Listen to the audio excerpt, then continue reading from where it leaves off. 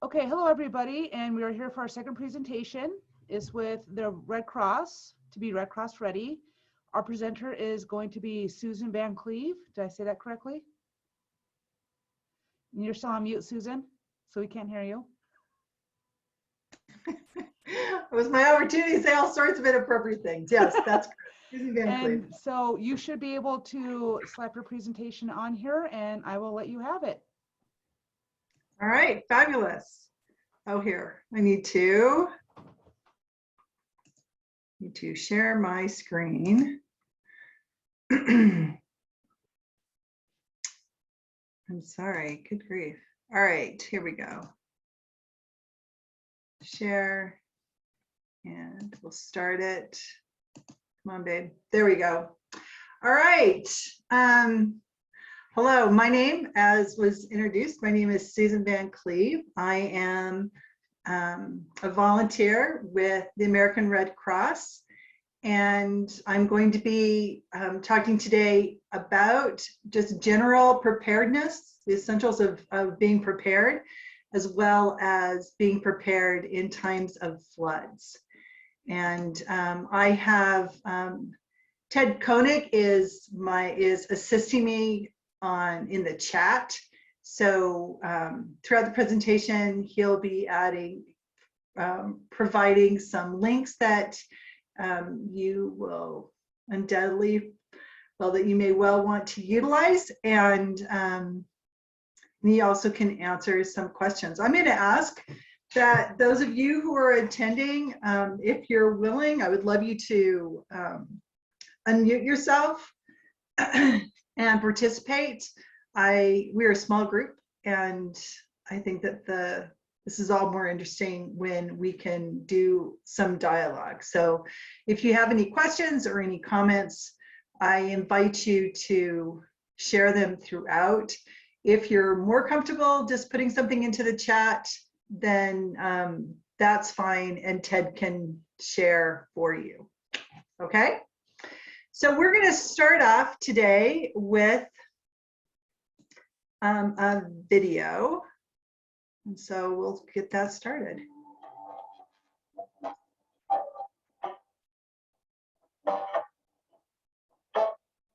How prepared are you for fast-moving wildfires to slow-moving hurricanes, crippling winter blasts, dangerous heat waves, and powerful tornadoes, devastating earthquakes, record flooding, destructive wildfires, and many more unexpected hazards? Hazards are inevitable, but with the right kind of preparation, you can lessen their impact and make a difference. How prepared are you to protect what matters most? Most people say they're not prepared, but they want to be, and others have started to prepare, but don't know what steps to take next. That's why we created the Be Red Cross Ready program.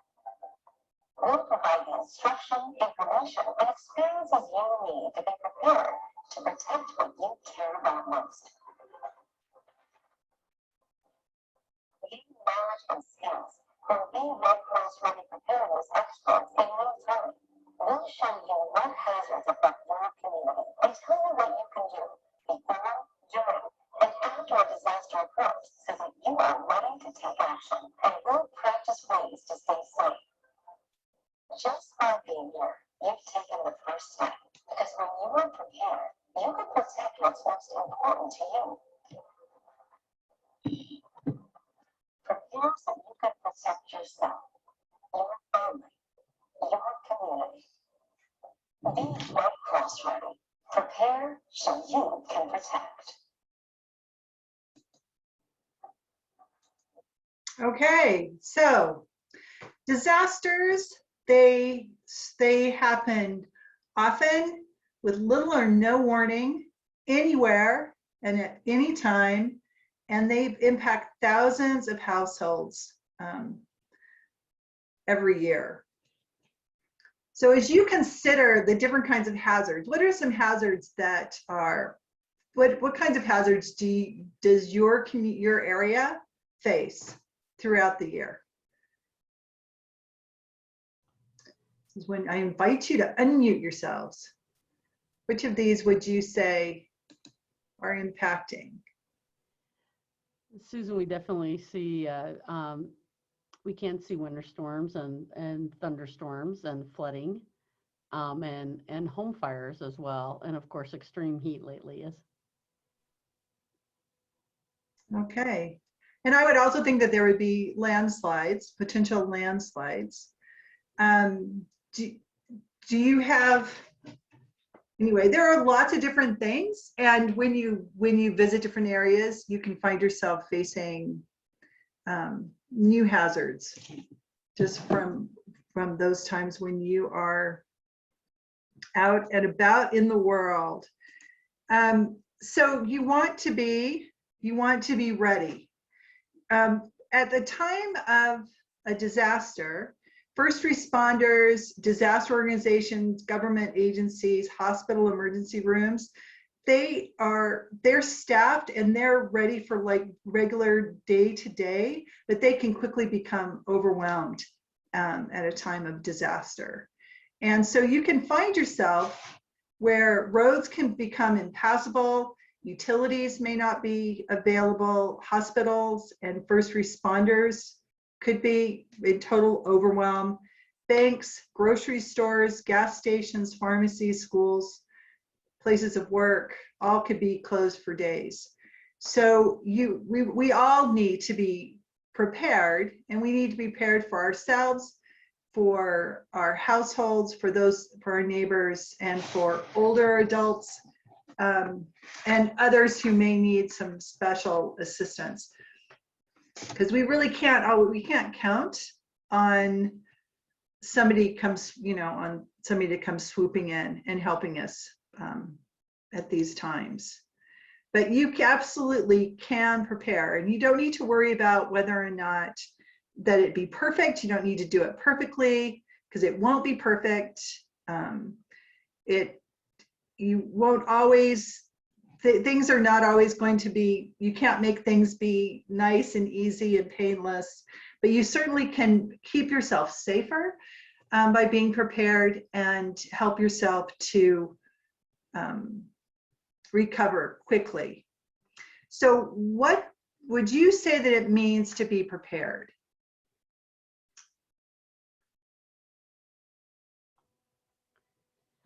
I think at minimum, Susan, you need to really have a plan for your family in the event that something happens, and maybe you're at work and your kids are at school, maybe an area that you can kind of reconnect, or maybe just some protocol established for maybe next steps. And then making sure that if you do get warnings on any events that are kind of occurring, that you're prepared at your house, like you have the food, you have water, anything that you might need, first aid kit. That's kind of what I would think would be at minimal what you would think about preparing. Fabulous, fabulous. And we're going to talk about all of that. Really good answer. So it's just being ready, right? It's just about being ready. And there's so many different ways that we need to be ready. So there's 3 different areas. And Samantha, you've touched on every single one of these. You want to get a kit. So you want to have supplies that you will have at your home that you can use and that you can also take with you in a hurry. You need to have a plan so you can decide with your household what actions you're going to take, where you're going to go, how you're going to communicate with one another. And then you need to be informed. Learn how disaster information is shared in your community, what resources are available for you. So we're going to now talk about each one of these areas. So the first one is to get a kit. And you want to make, during a time of a disaster, you may not have access to food, water, electricity, medical facilities, a drugstore. So they're all things that you need to kind of keep in mind, that reality, and have pull something together to help you to be ready. And ideally you would have 2 different kits. You'd have one kit that would be at your home, and you start with a 3-day supply, and you want to work up to having 2 weeks worth of supplies at your home. And then, as is represented by the backpack, you would also have a go kit or a go bag that you could grab if you needed to get out of your house really quickly. And the go bag would have supplies that would take care of you for 3 days. So let's kind of talk about what would go into your bags. What are the most essential things? So the basic stuff. You need food, you need water, you need anything that is necessary to keep you healthy, safe, and independent. So medication, if you have medication that you need to take every day, that needs to be part of your preparedness supplies. People who are on oxygen, they need to make sure that they have oxygen. So those are like the basic things. You need to have non-perishable, easy to prepare food items. And you need a manual can opener, because you may not have any electricity, and there'd be nothing worse than having a cans of food that you can't get into. You need to have water. And so when you think about like water as you're planning, how much water do you think you need to store?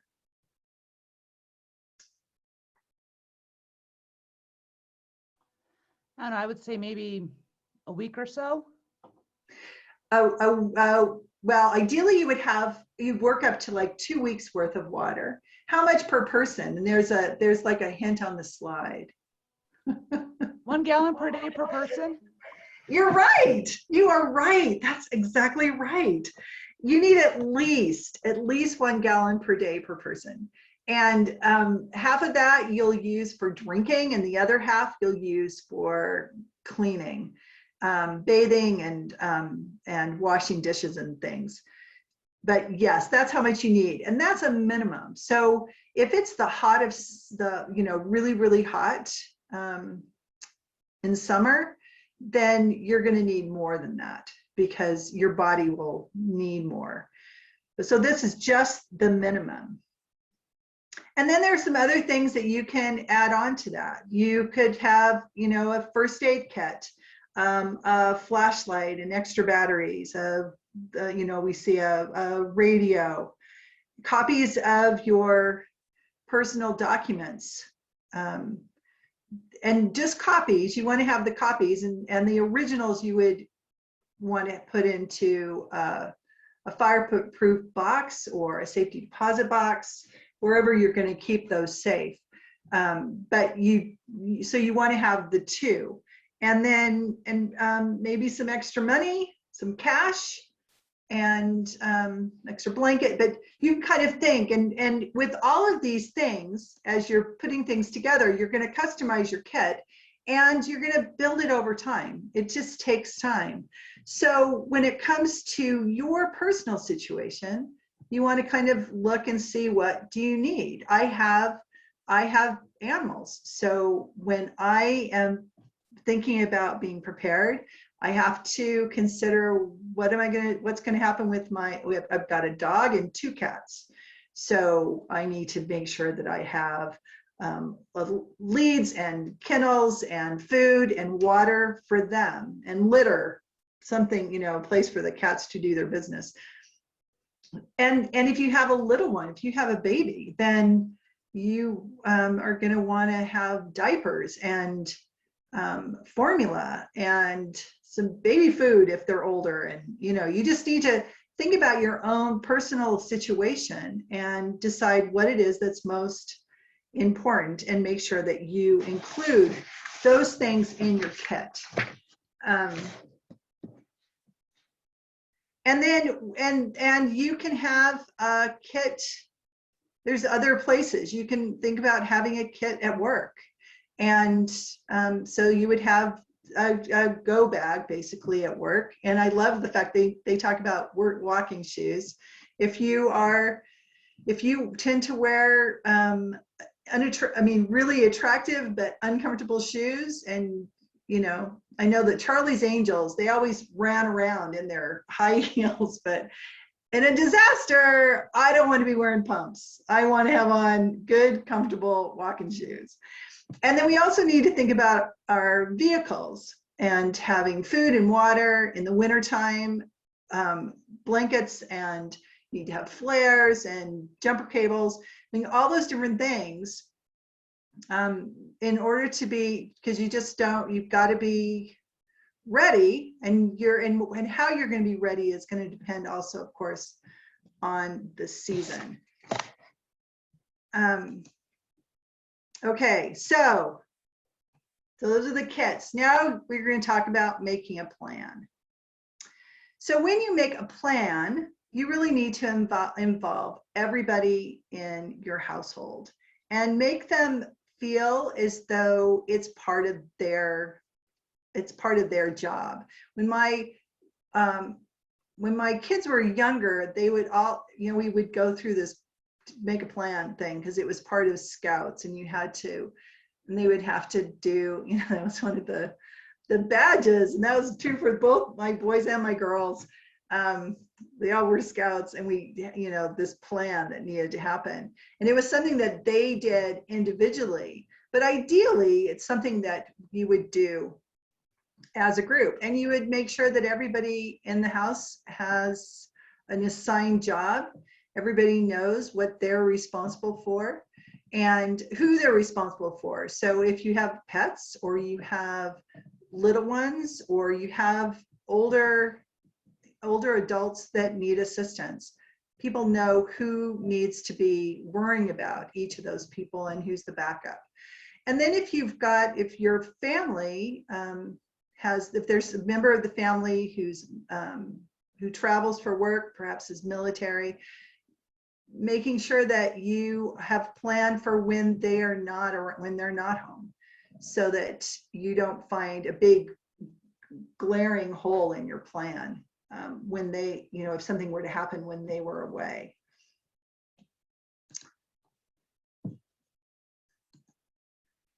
And then you want to make sure that your plan has everything in it. You want to have 2 ways that you can evacuate from every room in your home, in and out of your neighborhood. 2 ways to get out of your neighborhood, in and out of your neighborhood, and in and out of your town. Because one way could be blocked, and then you're going to have to know how else you can get yourself out. You also need to have 2 places that you'll meet. It would be, if there was a sudden emergency like a home fire, you want to be out of the house and across the street. If it was something else where you needed to actually leave the neighborhood, some other disaster where, like a flood, where the neighborhood became flooded, then you need to be out of that space, out of the neighborhood, and know where to meet up there as well. And you also need to know how you're going to communicate with one another. You need to have contact information for everybody all the time, so that they can get in touch with you and you can get in touch with them. That's easier these days, now that most people carry around cell phones. I think back to when we didn't all carry cell phones, and I think, how did we do that? I don't know. How did we do that? Okay. Now the Red Cross has an emergency contact card, and Ted is going to drop is that true, Ted? I think Ted's going to give you a link that you can follow in order to get that. So, and this card allows you to have it's a place to put down people's emergency numbers and contacts for different people in the family. And if everybody carries that, then everybody has that information. We need to remember that we can find ourselves without our phones. Our phones may not be working. We can't always rely on just using our contact lists in our phone. So that's why and I don't know, these days, I used to know everybody's phone numbers, but nowadays I don't so much anymore. So effort needs to be made to either memorize those numbers or to have them actually a physical copy on your person.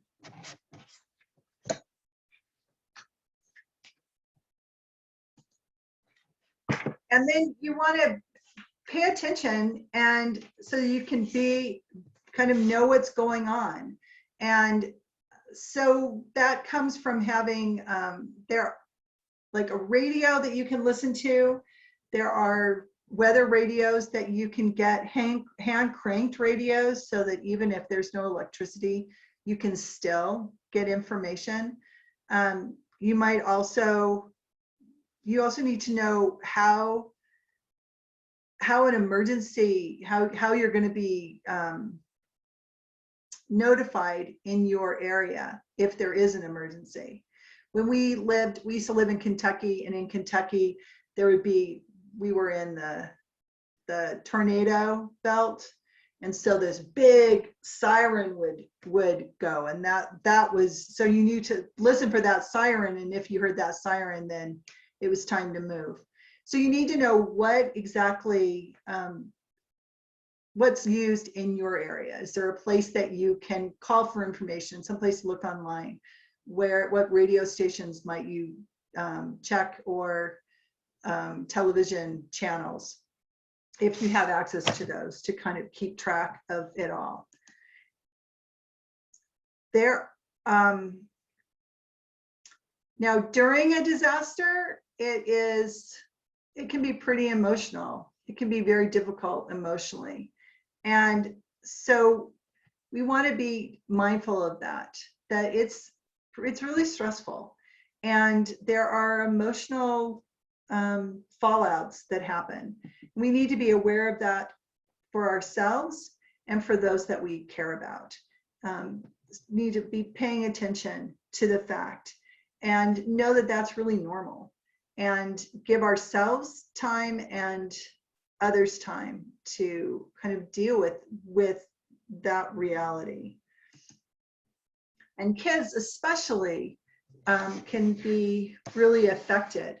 They can, you know, if they've got to deal with an evacuation, if they're injured, if they see somebody else being hurt or people dying, if they've experienced the death of a pet or a relative or a friend, all of those are really upsetting. And it's even more upsetting if they've been through a disaster before. So that, you know, if it's not their first time, then it's just, it can be compounding.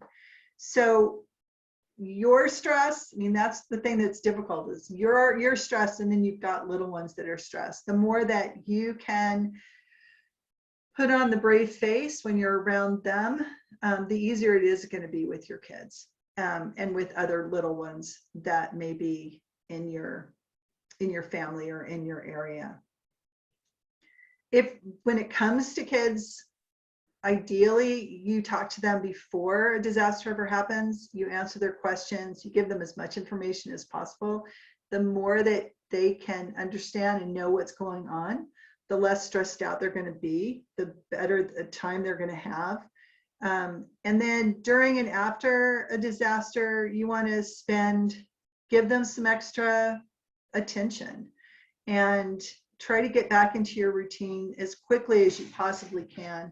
And maybe not have so much of social media or the media period, TV and stuff on, but there's a need for quiet to help. And I think that's true for all of us, just to help all of us kind of process and cope when things have been stressful and hard. So there are tools that the Red Cross has.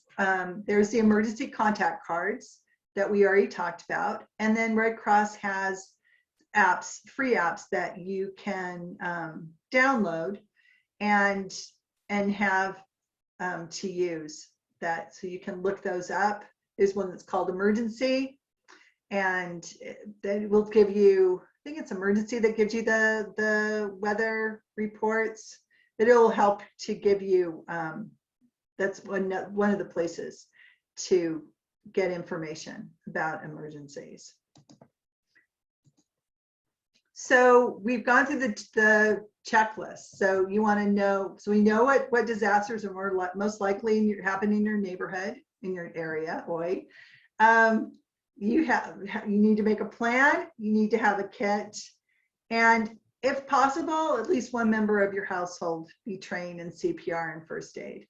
Ideally, if you haven't done that, those classes they're pretty interesting. They're kind of fun, and I always find it reassuring to have my little card in my wallet to know that I've taken the class recently and I'm all up to date when it comes to that information. Okay, so now we're going to narrow in. We've talked about broadly about disasters, and now we're going to narrow in and start talking about floods. Floods are they are part of every day of the year. There are floods that are happening, and they are dangerous to anyone and anything in their path. So what kinds of things trigger floods?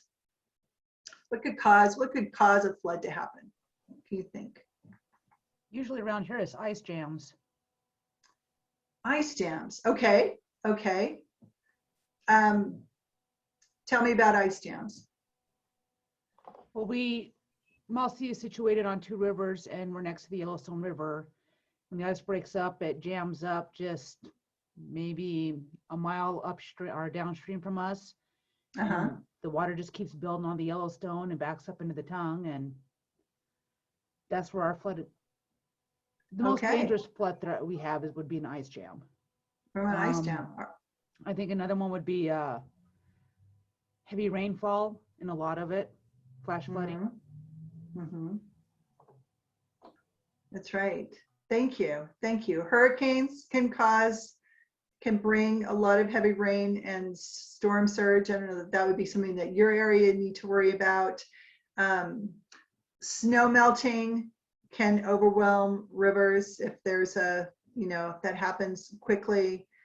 Any kind of sudden or extended rainfall. Dams and levees can give way, be overwhelmed, or can just fail.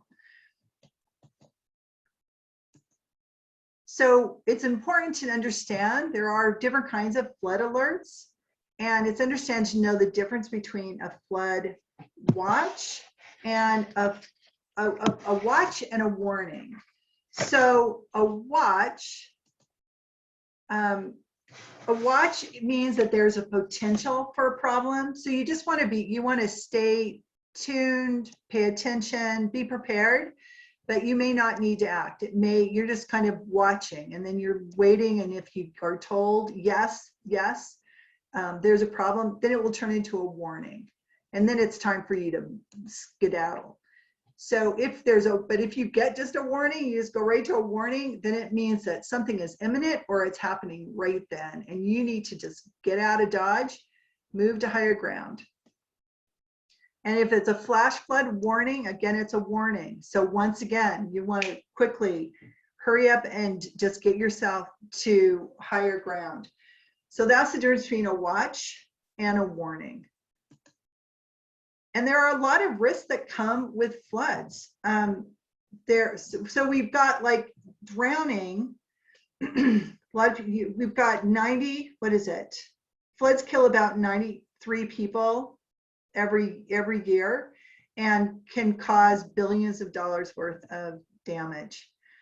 And after a flood, the things can be covered in mud and silt, and there can be sharp and heavy debris that's all mixed in there. It can trigger landslides.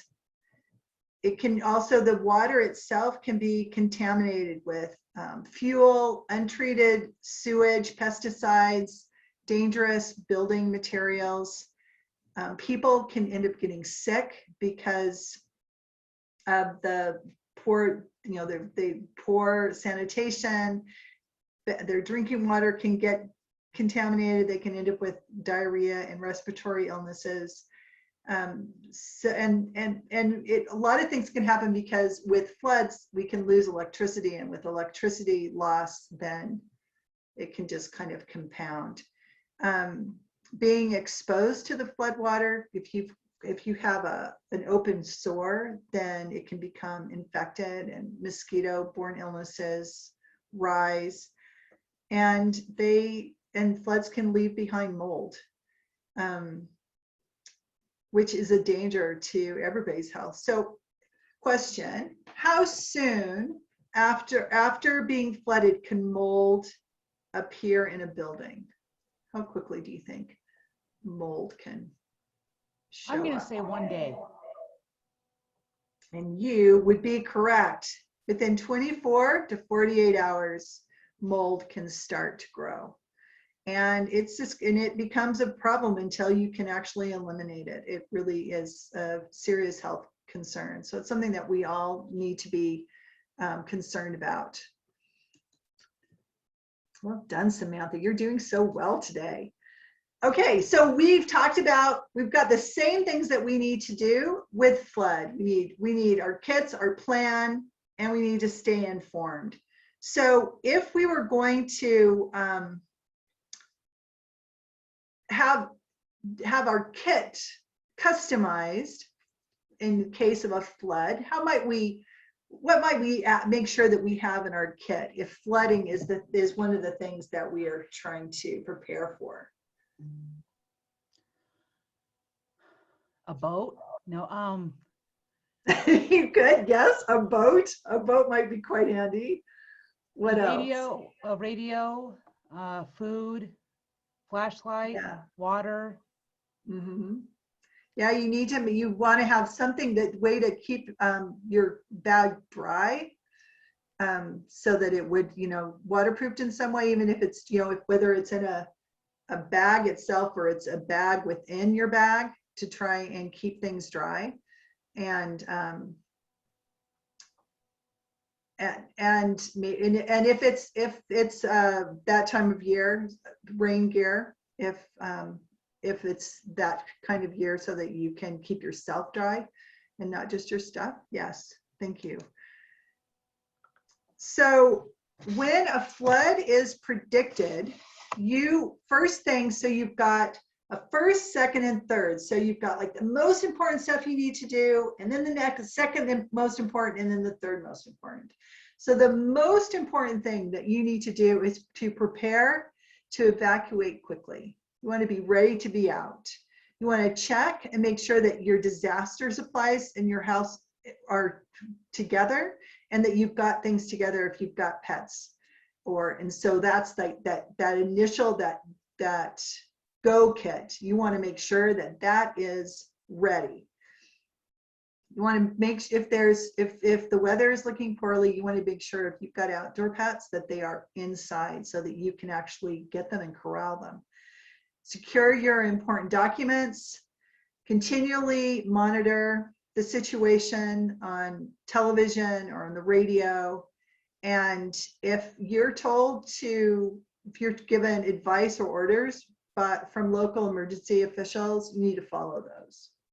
So if all of that's taken care of, then the second most important things that you need to do is to fill up bottles with clean water for drinking. So you want to get as much drinking water as you can pulled together. You want to fill your bathtubs and your sinks with water, because you can use that water for flushing toilets and for washing the floors and clothes.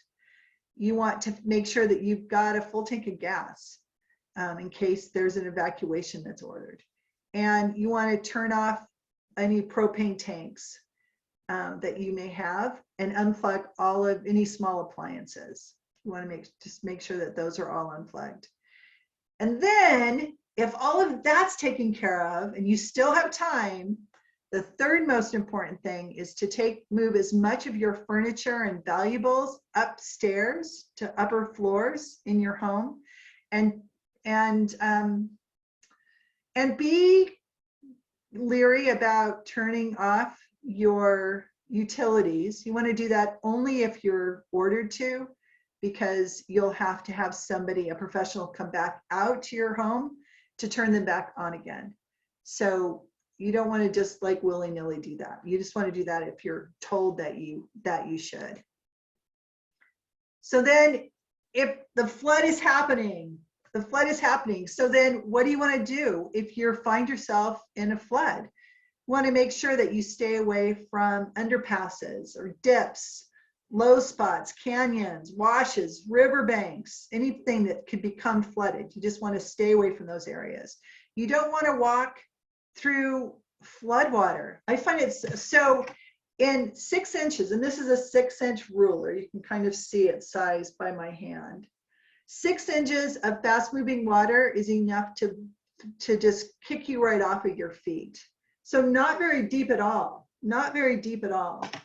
And if you've got a vehicle, only 12 inches, that's all the water that's necessary for your car to be washed away in the flood. So it doesn't take a lot of water to have it be lost down floodwater.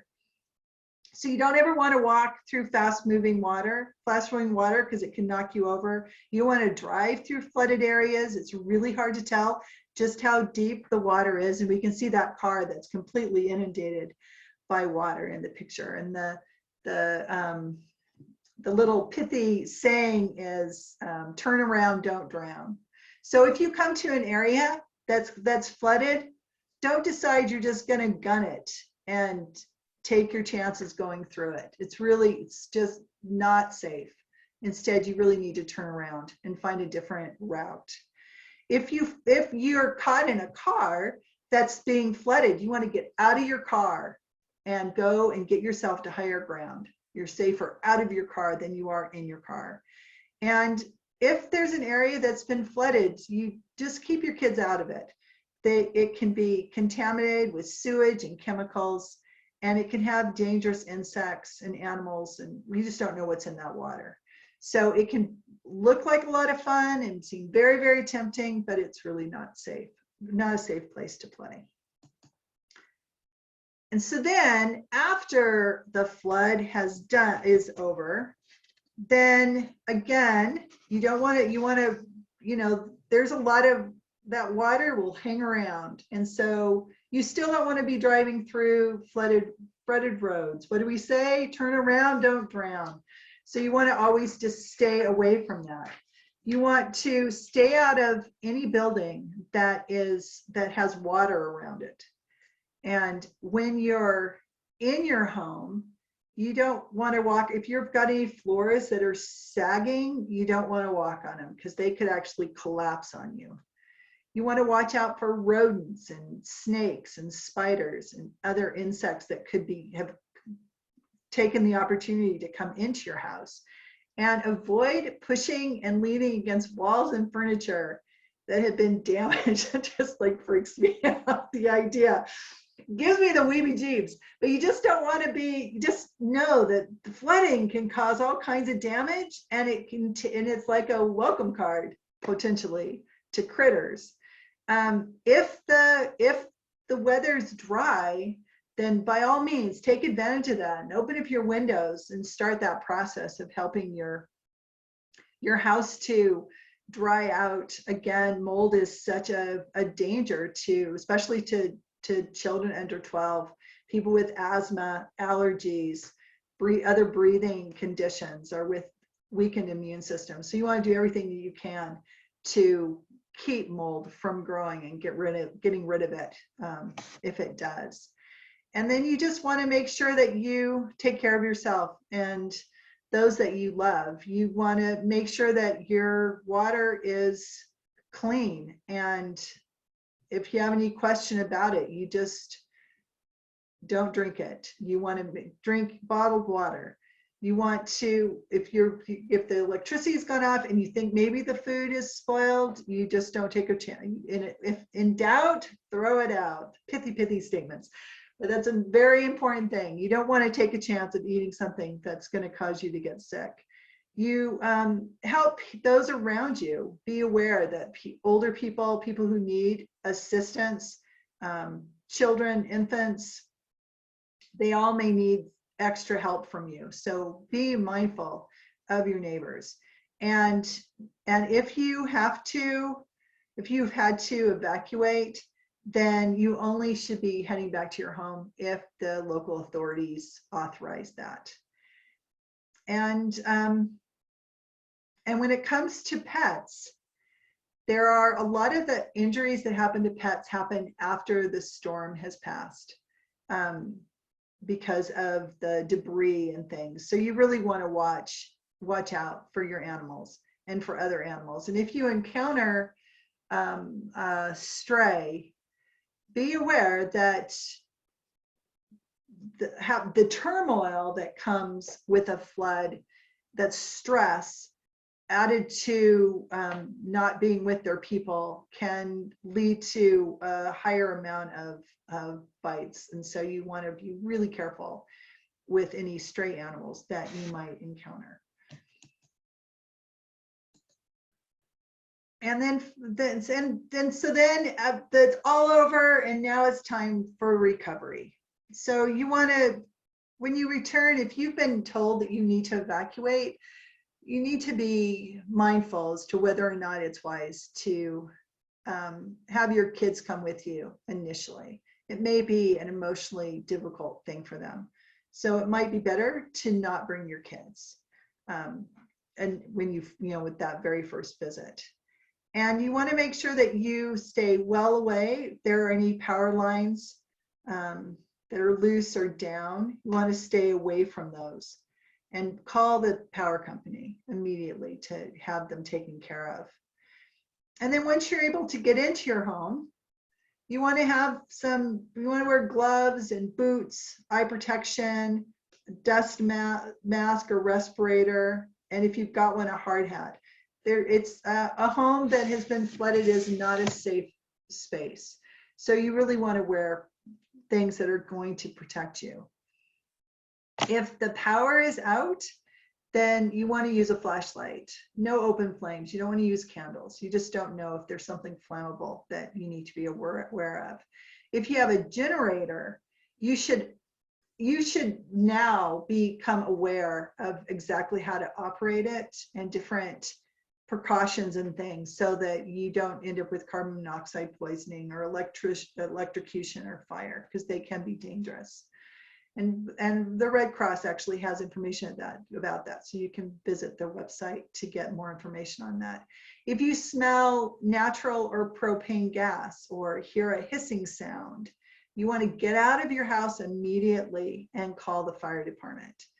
And then finally, take lots of pictures, keep all your receipts, because you want as much as covered by insurance as possible. So what can you do now to protect your home? If you live in a floodplain, you might want to seriously consider having professionals come out to raise and reinforce your home so that there'll be less damage in the case of a flood. Moving your furnace and water heater and electric panels up out of the basement or bottom floors upstairs can make those weather the flood better. Water, an intact water heater is one of the best ways to store food, that water that you can use after the flood is over.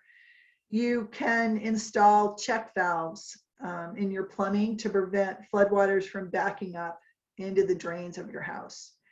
You can seal walls in the basement to make it more waterproof, less likely for there to be seepage. Learn to shut off the gas main in your house. Have a wrench ready for that very job, and consider buying flood insurance. Most homeowners insurance does not include flood, so it would be something that you would have to add in. So I've talked about lots and lots of information, and there's even more information that you can get. So here are some websites I suggest that you You take your phone, you take a picture of these, and go and check out and get some more information that you can use so that you can be truly prepared. The more prepared that we are at a time of an emergency, the easier it is for us to make it through. And just, there are some additional Red Cross programs I'll just let you know about. There's a program called Prepare with Pedro, which is for kids, K to 2nd grade. There's Pillowcase Project for 3rd to 5th graders. And then these courses that you've just been a part of, which is a Be Red Cross Ready. And so if you want any more information about that, you can contact the Red Cross. And that is all that I have prepared. If there are any questions, I'm happy to answer them at this point now. Otherwise, I'm going to say goodbye, and thanks very much for your time. Thank you very much, Susan. I appreciate you taking the time to allow me to record this presentation. It will be on our website so that everyone can watch it. Also, thank you, Ted, for the information that you have put up about the sites that we can visit for Red Cross. I really appreciate it. Thanks. And everybody else, have a good night. Thank you.